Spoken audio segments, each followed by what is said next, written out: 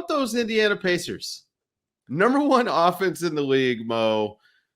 28th defense. Is this something that's sustainable for regular season success? Like, could they be a 5 seed with this sort of disparity between offensive and defense?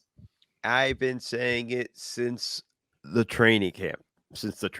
Look at me like an idiot. I've been saying it since training camp. If Tyrese Halliburton is healthy all year, this is a top 6 team in the East. I don't have any doubt about it. I don't think they do much in the playoffs because that defensive rating is awful. But just go watch what he did against the Sixers.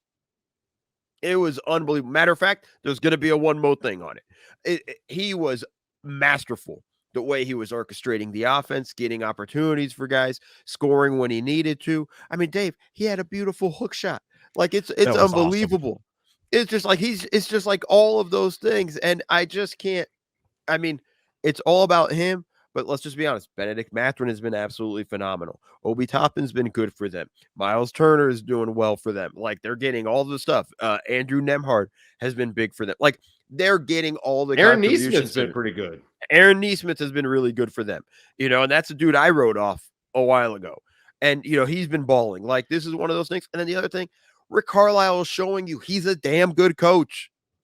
Like, let's be honest. Like, I know we're going to probably give Coach of the Year to Ime Udoka because he has to deal with Dillon Brooks all season and has found a way to make Dillon Brooks an effective three-point shooter.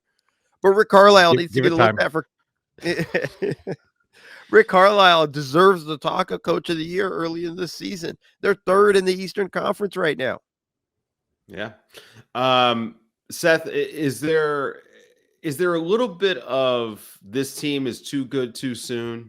And not from you don't want them to do well, you don't want them to win games, but from a team building perspective, they're pretty young and they're going to be limited in what they can do in free agency. And I'm going to make a wild comparison here in terms of being too good too soon. And I think Dallas Mavericks.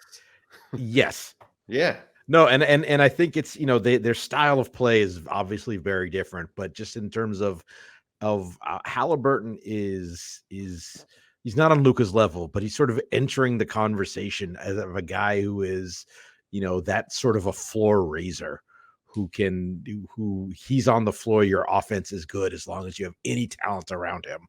And then, as you say, it's sort of, all right, we're getting by with I like Aaron Nesmith. I like Andrew Nembhard. I like Benedict Mathurin. But those are, probably third, fourth wing types. But you can get good stuff out of them.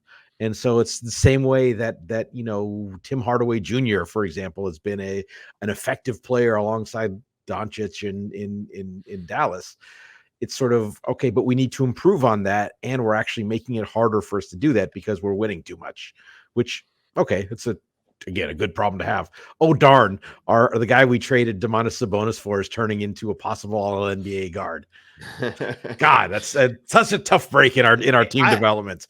I hate having to hold those opposing views, right? Like I actually it's less enjoyable to me when we talk about this stuff to say, wow, this young team is great. This young player is great. But also because of the way the NBA team building works, they should suck for 2 more years. Well, yeah, I don't like doing that. There's also, it requires sort of the imagination on the part of the front office to be like, all right, like these guys look better than they are because of, we still need to, like we get to the playoffs, we are going to need better than that. And so having that in mind instead of just saying, yeah, we're great. And Dallas has completely failed at that over the years.